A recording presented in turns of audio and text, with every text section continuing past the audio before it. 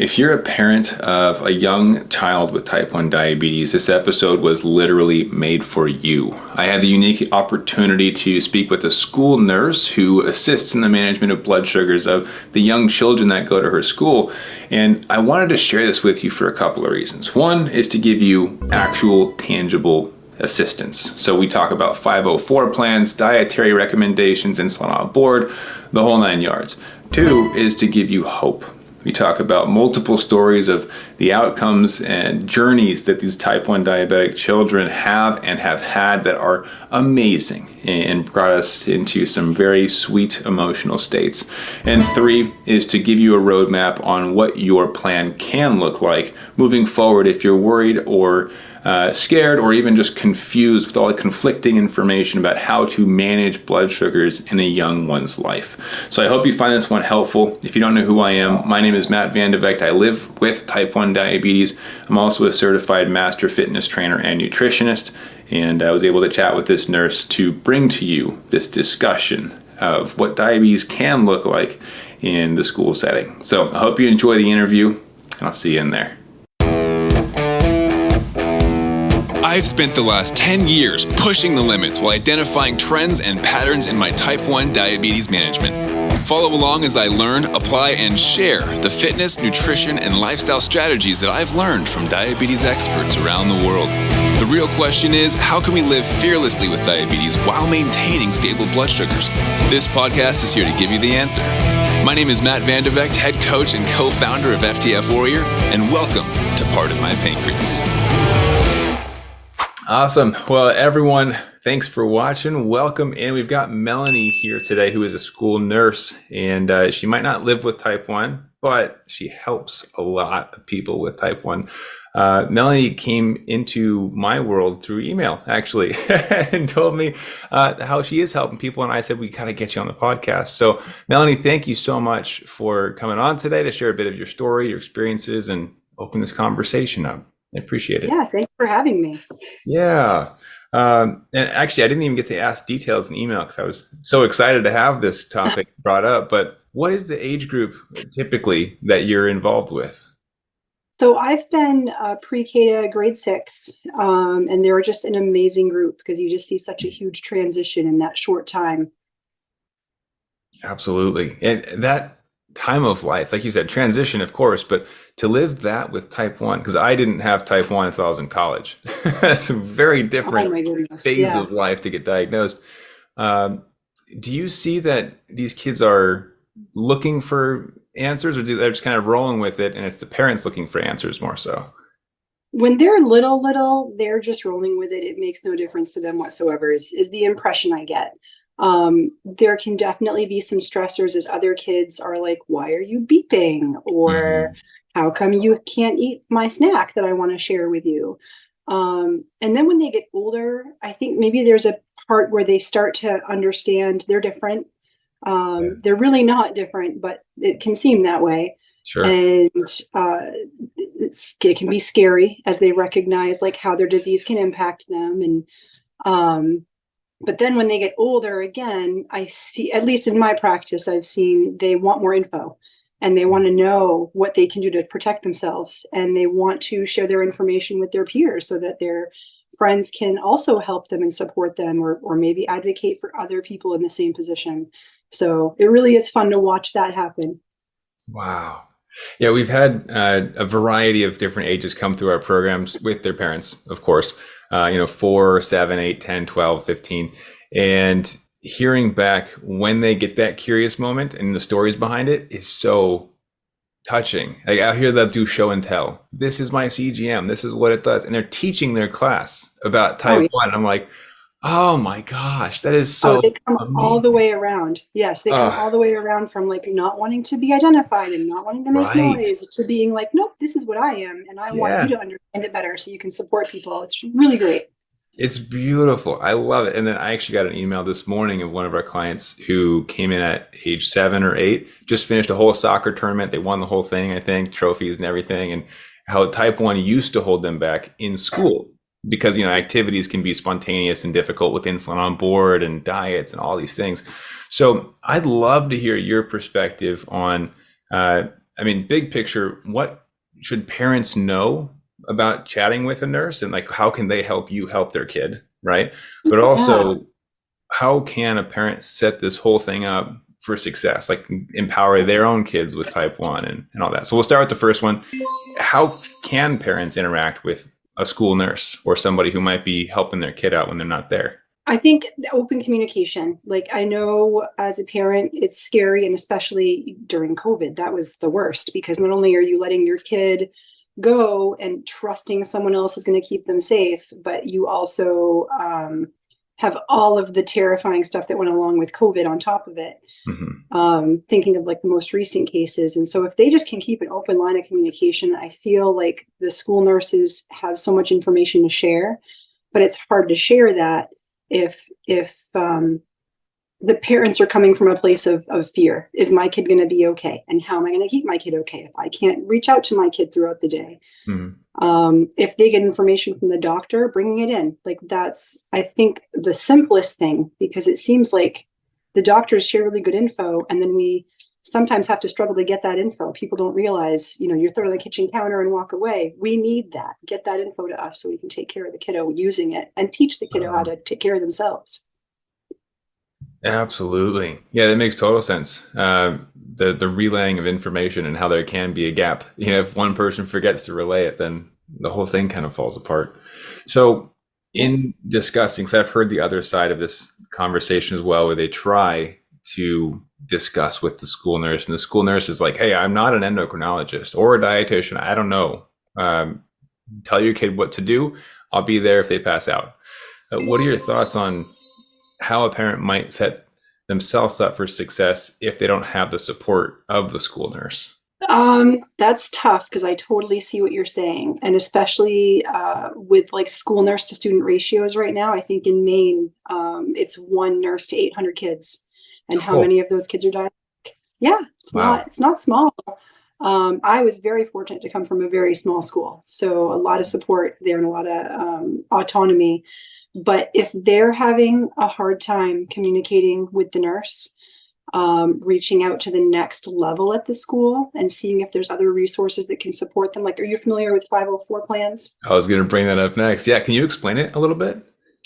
So 504 is used for any student who has any issue that's going to last more than 90 days. And it obviously, as a diabetic, is going to last a long time. It could even be someone that like breaks a leg and they have to have accommodations for a couple of months while they get surgery. So it's anything that can make you not able to access your education as you should. Hmm. So every diabetic should have a 504. And that's the one thing I see from time to time is people don't realize they should have it.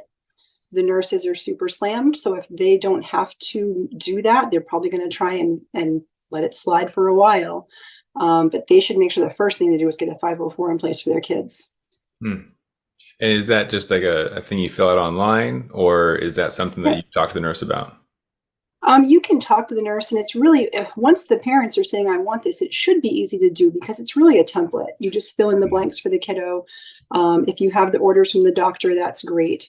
And then you as a parent can also be saying what you want to see to make sure you're comfortable. So, especially nowadays where you can get like an Apple Watch, they're already going to have a device anyway. So, if you have a watch that can communicate with that device, then the parent can be appropriately communicating with their student throughout the day to say, hey, buddy, looks like you're 200. Maybe it's time for a sugar check, or it seems like you're tanking. Are you in gym class right now? Like, Hmm. so that can also help a lot of the stress come off the parents, knowing that they are able to, pretty quickly communicate with their kiddo.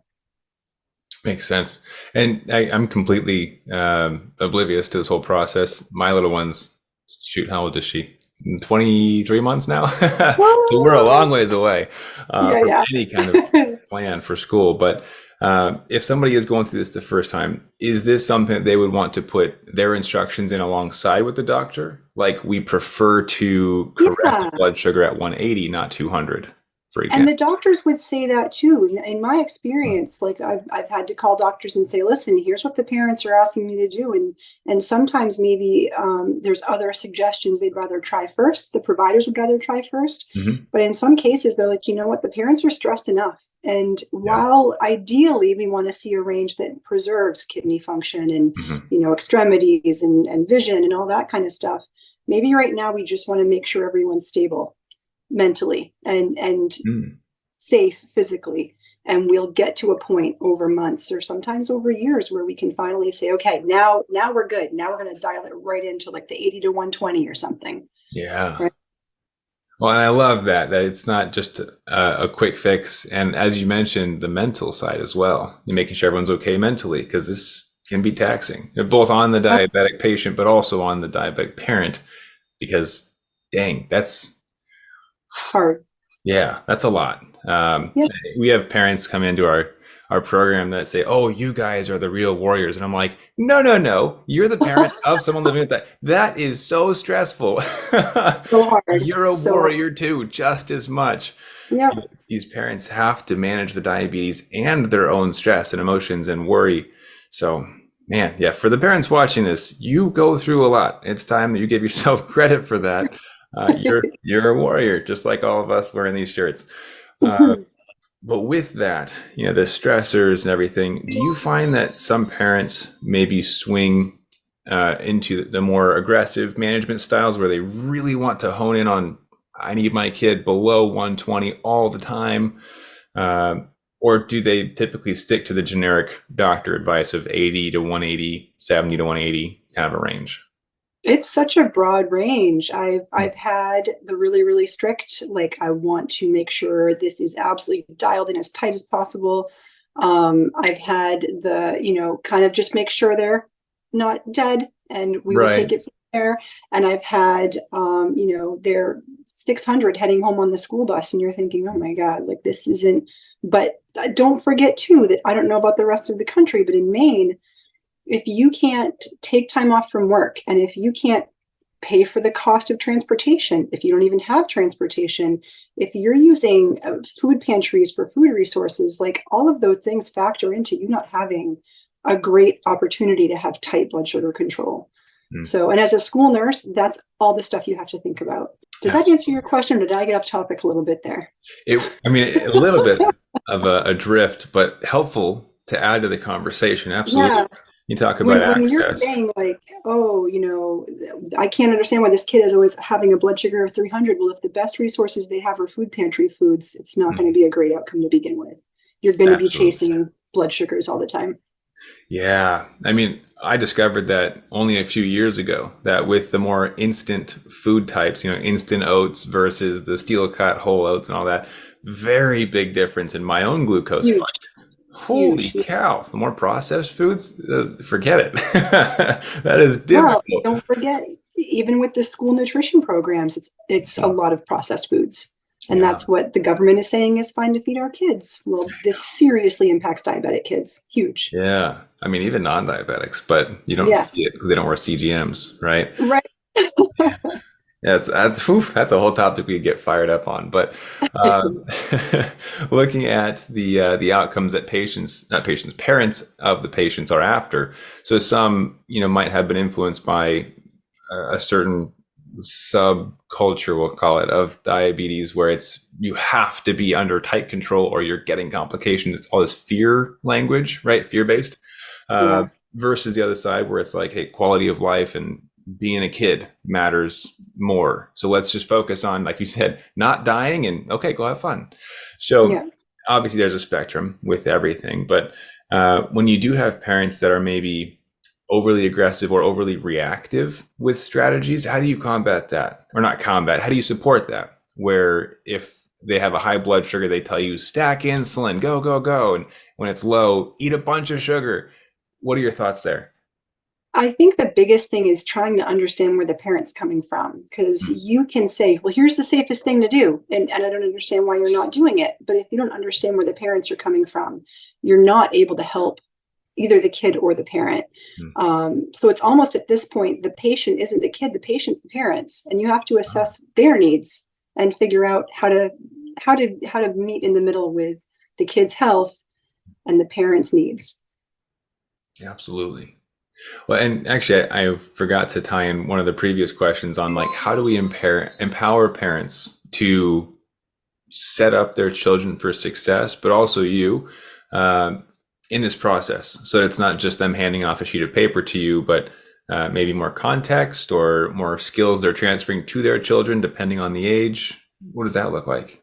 How to empower. So this stuff is how you empower the parents, what you're doing, because when they go see the doctor, they've got 15 minutes, 20 minutes, and they may be going to this visit and seeing 7 different kinds of practitioners. When they're there, they're going to see the social worker, and they're going to see the dietitian, and they're going to see the doctor, and on and on and on. And you leave that visit and your head is spinning. Mm-hmm. And then you have to go home and continue to work on figuring out everything you just learned that day and get it back to the nurse and get it to the kid and the teachers and on and maybe you're lucky enough that you have supportive families, that your kids maybe do go to sleepover somewhere. Maybe your kids do go to after school activities. Like, all of this information has to be disseminated. So maybe a good way to support them is helping with that, helping get that information into the right hands. Again, a lot of it is the same information over and over. Mm-hmm. But when you're brand new to this, it's not common knowledge. Right. And a lot of it's And then conflicting too on the internet. a lot of it is conflicting. And Yeah. I think that's another great point. If you're trying to advocate for a parent to take care of their kid and to help them get to the right resources, maybe if there was some way to have, and I didn't have this, but I should have, to say, here are the top 5, diabetic websites that you should be looking at to get more information. Because when they come back to you and say, oh, well, WebMD said this, or, Right. this organization said that, and you're like, that's not. If you could start them at the beginning with like the top 5 websites, then maybe that would help. But Yeah. I know. I wish there was. I mean, there isn't a cookie cutter approach at all with type 1, but I wish there was a cookie cutter quick start guide. yeah, It's like, yeah, look, just focus on these things at a high level and it's going to yeah, help to some degree. Uh, yeah. yeah, man. So with that, then, they're obviously wanting to do their best. They are trying to implement things they've learned on the internet or in a pamphlet or in the 15-minute doctor appointments, because I've been there. You're accurate in stating that. What have you seen maybe over the years as more generic groupings of strategies that have worked well? Like, are there specific practices or habits, or maybe they send their kid to school with a water bottle clipped to their backpack and say, finish this before you come home?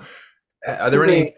pieces of information like that you've seen over the years as generally helpful or I improving the think, outcomes? nope, the hydration is huge. You're absolutely right. The physical activity is huge, which is funny because that can be so scary because Yeah. they tank, Right. right?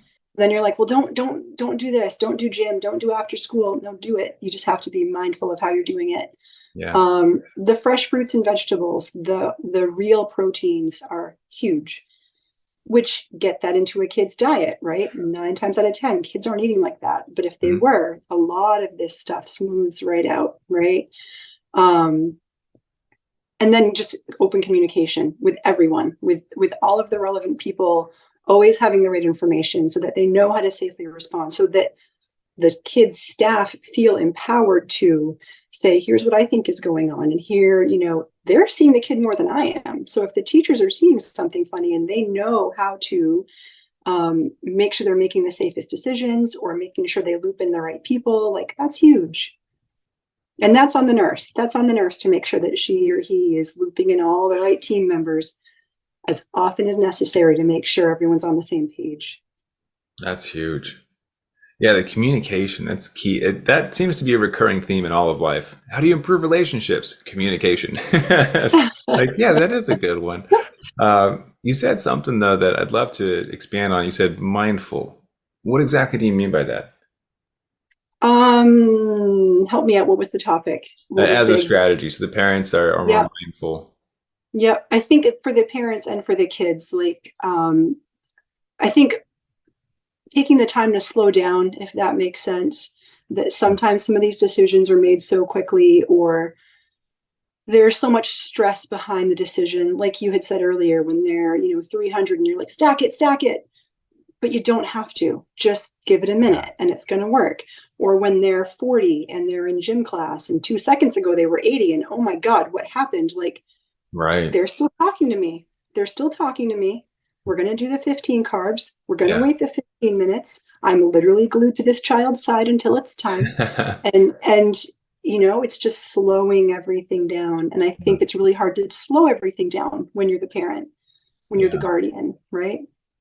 Well, and I can imagine that too. Like if I'm not in the same physical location and I'm relying on maybe text messages or a phone call, and I can see the data, if it's Dexcom follow, let's say, and like the Yeah. CGM readings are being broadcast to me, I'm seeing danger, danger, danger, and being told it's okay. Like, I can see how that Yeah. would be a little No, you conflicting. literally, and there's the alarms going off, and you literally Right. have to be like, I do know this is fine. I do know they are.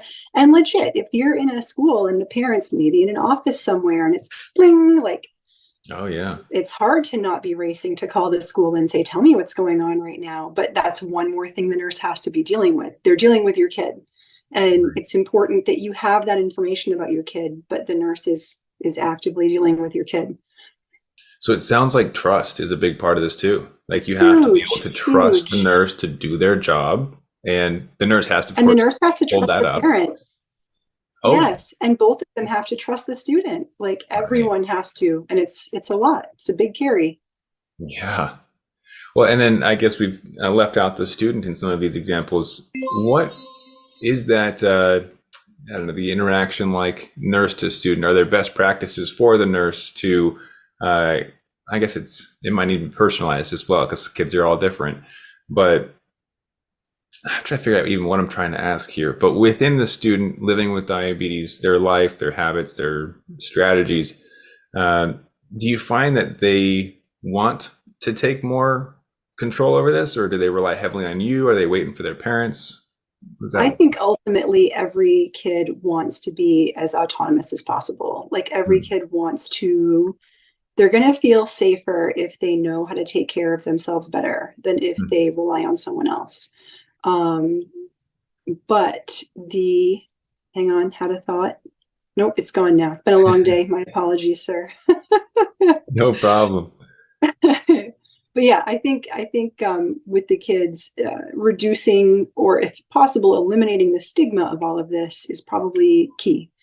All of it comes back to if you can do this without having to hide like in a corner of the school to do it, or if you can do Hmm. it without having to let the kid or have a place where the kid might feel shame about it. Like none of this is shameful or embarrassing or weird. It's normal. It's 100% normal. And the more nurses can do to destigmatize all of this, the more the kid's going to start trusting this is normal, and I Yeah. can take care of this, and I can be safe.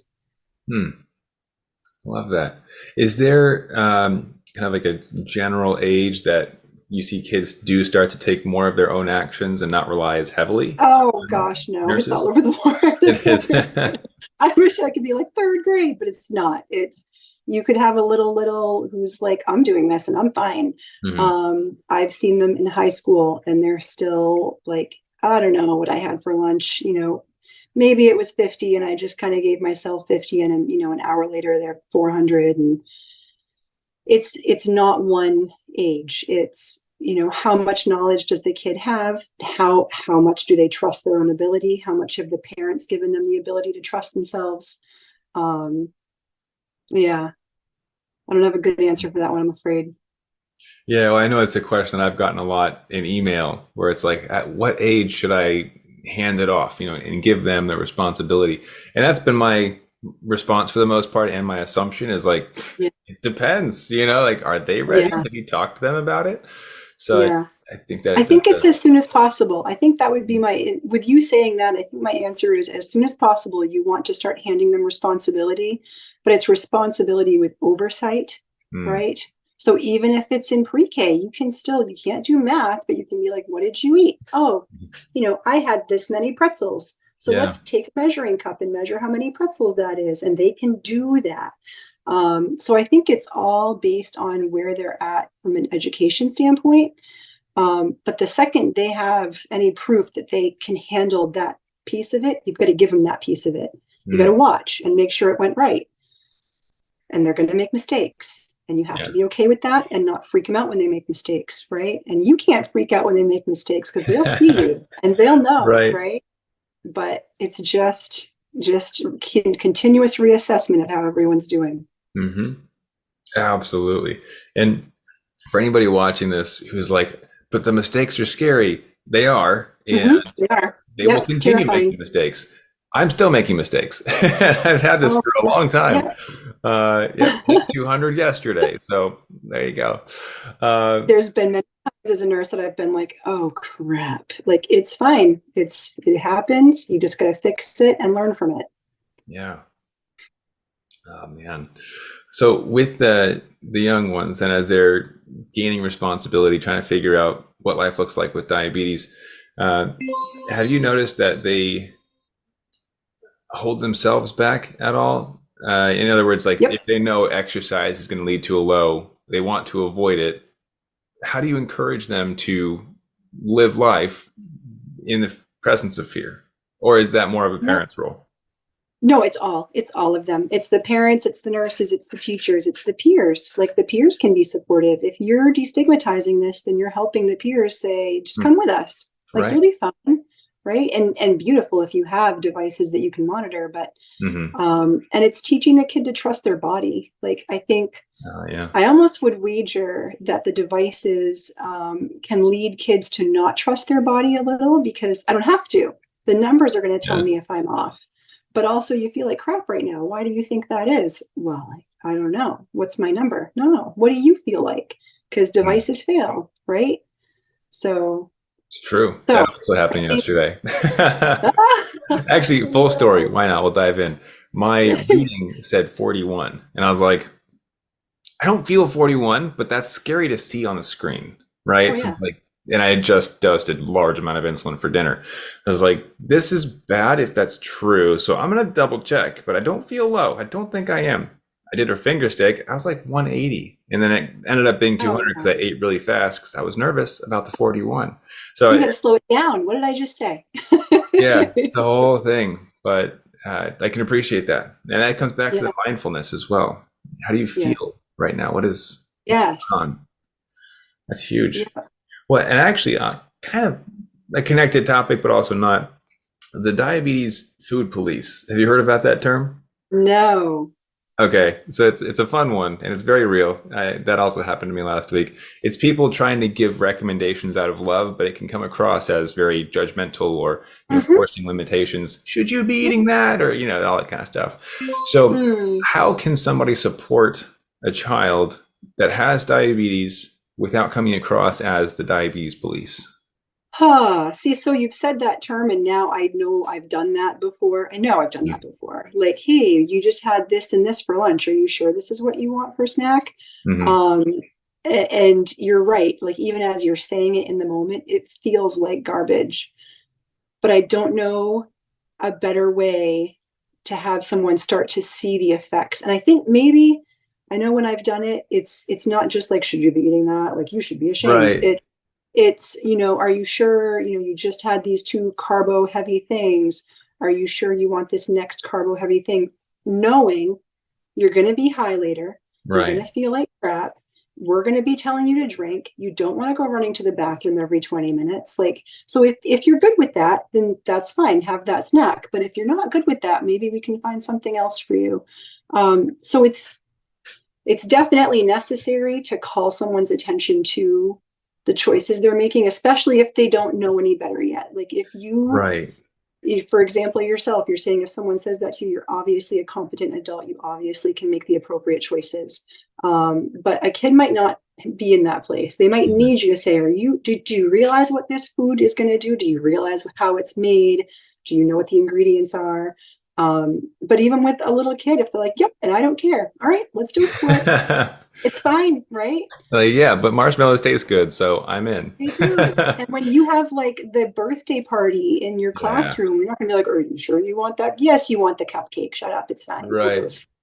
Yeah.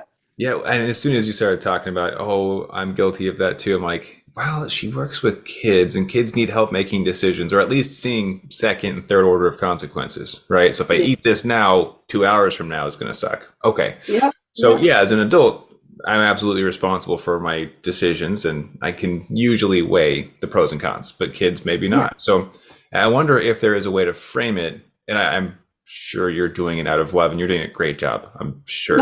Even as you worded it, you're like, "Do you think?" Right? You're asking instead of telling. You shouldn't eat that. That's dangerous. No, no, you can't do that. Yeah, you can't do Yeah, that. but I love that you frame it as a question, and so you are trying to empower them. And obviously, you can't ask like, "Do you know the glycemic impact of those foods?" Those are going to have. It's like, of course not. Most adults don't even know that. No, But no. I think that questioning in a loving manner, considering the consequences, is probably, at least as far as I can think right now, the best option. Where you Yeah. are trying to educate without directly educating. Yep. A tough one. Hmm. And actually, I wonder if calling attention gently to the outcomes might help the lessons be learned. Like, oh, why do you think you have a high blood sugar right now? And just trying Yeah. to see if building curiosity enables them to make better Yes. decisions. But that's more of Yeah. a long-term play. We're talking about a single grade probably until maybe you don't see them. Um, the age group that you see, though, do you typically see them transform, as you mentioned earlier, the whole journey? Huge. You Huge. do. Okay. Yes. What's that Yeah. like? It's so rewarding. And it's funny because as a nurse, you see so many different chronic illnesses, and some of them are just, it is what it is. Some of them are super tragic. Hmm. But I don't see the change with any other disease than I do with diabetes. Because there's just, I mean, like you said, there's no template. There's no Hmm. way to say, well, here's the process you're going to follow. And there really is with a lot of other issues. There really is. You're going to do this. If this happens, you're going to do this. If this happens, you're going to do this. And with diabetes, you are throwing a dart at a board and hoping you're going to hit something. So to watch the kids go from like absolutely clueless and really don't care. It's not, they're little. This is not their concern, to the curiosity, to the all the way up to like, nope, hey, I just wanted to let you know this is what I did today, and these are the numbers I put up, and I'll see you tomorrow. All right, bye, buddy. Have a great day. Like, Hmm. it's unbelievable. It really like will live in the nurse's heart her entire life, Wow. even after the kid's long gone. Yep. Yeah, I bet. I mean, it's a lasting impact and a lot of responsibility that you bear as well as the Yeah. nurse, Yeah. making recommendations, right, for a hormone that could potentially be very, very dangerous. So Traveling it's, pancreas. But yeah, also these kids are one of the first ones that if they're doing it, right, they're teaching all their friends how to eat appropriately. They're teaching their right. friends about vegetables and fruits and appropriate protein, and like maybe you should take the frosting off your cupcake because you know how you get crazy after you eat them. Like, it's not diabetes, it's all of them. So yeah, these kids are amazing. I love that.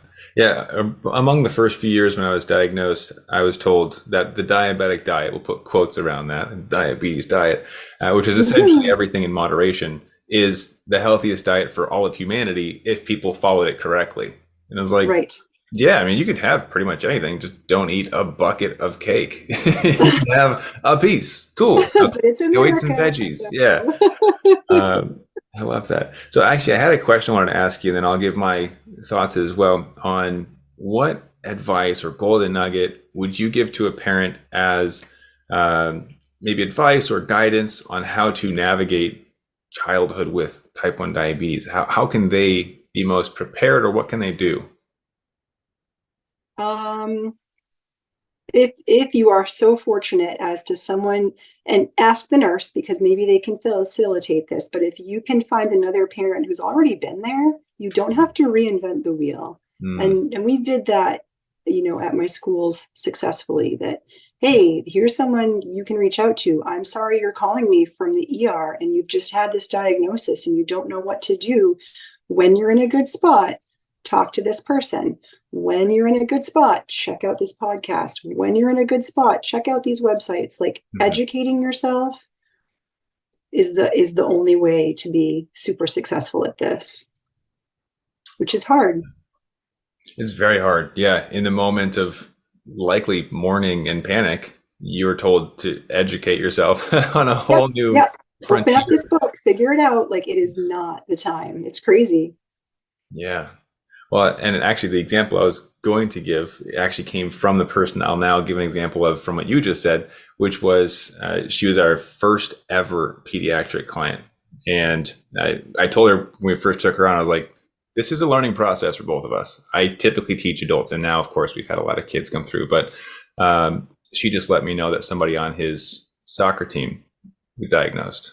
And really tough to hear that. But she recommended that they talk with us, and she's like, I don't know if you can help them, but just talking to people who get it is the best thing we can give to them. And we've been talking to them for weeks. I'm like, thank God they met you, because she obviously knows what she's doing now. And I don't know if you know about time and range, like the metrics behind it, but her kid plays soccer and eats all the food and has 98% time and range. That's Absolutely amazing. amazing. Oh my gosh. And Yeah. she's like, he's a kid again. He gets to live his life. And I almost Yeah. cried. I'm like getting Yeah. emotional now. Anyways, No, what I told legit. her, Legit. yeah, I'm getting chills right now. Just even thinking about the transformation, like you're talking about. That's the best part. Um, but what I had told her, because she asked years ago when we first worked together on what do I talk to my nurse about? My nurse isn't that involved. You know, like, and they're not educated on type 1 specifically, just kind of the big picture. And we worked on what we now call the if then unless statements sheet. And so we tell the nurse, here's a sheet that I've provided for you to help you make decisions on my behalf in my absence. And the statements are if X, then Y, unless Z. So if blood sugars are 150, give insulin unless we're about to go to recess, right? Right. Then don't give Oh, insulin. right.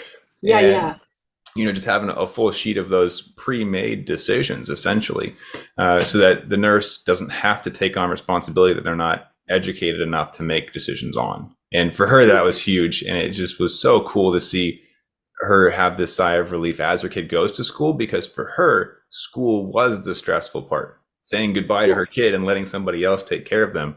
So Mhm. the role that you have stepped into, I know, especially after talking to you, you've added so much peace to these parents' minds, whether you know it or not, as the school nurse who is involved.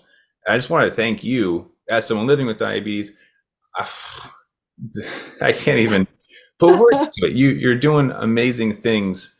And the fact that you're even on our email list, not as a diabetic, but as somebody who's just curious to learn more, I applaud that.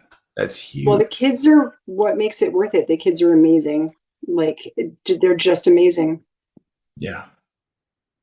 Absolutely. I mean, the truest of warriors. I got diagnosed in college. I was basically an adult. I can handle it, right? But a kid getting Yeah. diagnosed, oh my gosh, Yeah. it's a lot. Yeah. Yeah. It's getting me in the feels. But man, the work you do, I want to say thank you for the people who don't get a chance to. That you're doing great things in lives of people that might not even know how thankful they are as kids until they get to be adults and look back and go, wow, that nurse really helped me feel more normal or more ready or more prepared and more empowered. All these things that you get to do. Yeah, I just think that's amazing. So thank you for the work that you do. It's a big deal. I know I'm kind of taking us down a little bit of a different path, but that just kind of came to me as I'm remembering this transformation of one client that we had. And I'm like, you get to see so many just like that. Oh, Um, yeah. No, but they're and thank you for what you do, because like, this kind of stuff is the stuff that helps parents. Like, okay, you've got 20 minutes, watch a video. mm, Like, so little snippets of information here and there, and kids seeing other people that are like them, that are leading healthy, happy, productive lives. Like, it's amazing. I love it. Well, before we wrap up, just in case, I wanted to give you a chance to share maybe a golden nugget that you've picked up along the way, or maybe something about mindfulness, or maybe even just the easiest trick or tip that you could give to a parent or a child. What would that look like if you were to sum up everything into, hey, you should try this or be aware of that? Gosh, let them be a kid if you can. Like, if you can. I know sometimes it's going to be way harder than other times. But let them play their ridiculous games and let them eat the frosting and let them, if you can get to a place where you can get enough info about this, you can fix those things and let them just be normal and like destigmatize all of this, because they can do it. They may not seem it. You may think they can't, but they absolutely at any age can do this. I love that. I'll add a sciencey golden nugget from me that after years and years and years of trying to figure it out, I wish I knew more about this when I was first diagnosed, and that is the timing of insulin on board. Yes. Oh my God. Yes. Taking insulin. No, you win. You win that one. Yeah. There's no winning. We're collaborating. No, that is all the parents I talk to. That's the biggest thing, that they're like, what are you talking about? Why would I give it half an hour early? Or why would I wait until 5 minutes before? The timing is huge, and not enough doctors make that clear. Yes. Yeah. And the impact on activity as well as food, and how that can have a significant impact on massive drops or spikes. So, and we obviously don't have time to get into that. That's a big topic, and it's overwhelming. Just to be fair, like anybody who's like Googling it right now, it's a big topic. You're not going to learn it in one night, but get curious about it. I would say do a quick search, ask your doctor if they're helpful or not. But yeah, anyways, Melanie, thank you so much. This was a wonderful conversation.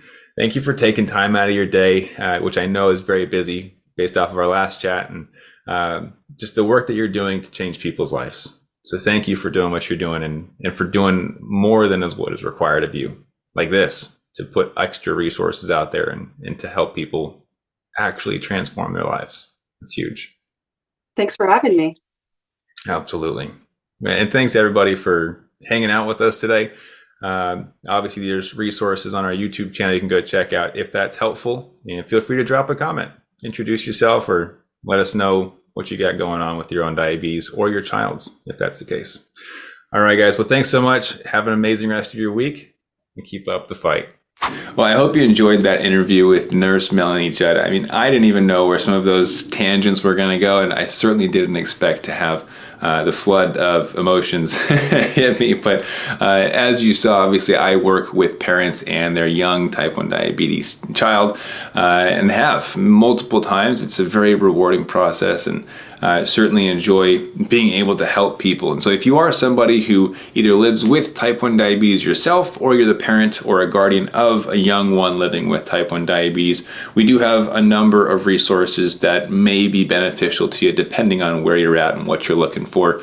One of the greatest places you can go to check things out, especially if your child is on a CGM and you're looking for ways to stabilize blood sugars, to remove some of that frustration or concern as you're sending your young one off to school to be on their own, I want you to go check out fixmybloudsugars.com. There's an S on the end, it's plural. Fixmybloudsugars.com. It's one of the best resources we've ever created, and it's a 5-day quick start to figuring out blood sugars and stabilizing them so that you or your kid, if that's the case, can live more of a normal life and actually enjoy what life has to offer. So go check it out, fixmybloudsugars.com. Hope you enjoyed this one. Of course, these go live every week, so we'll catch you next week.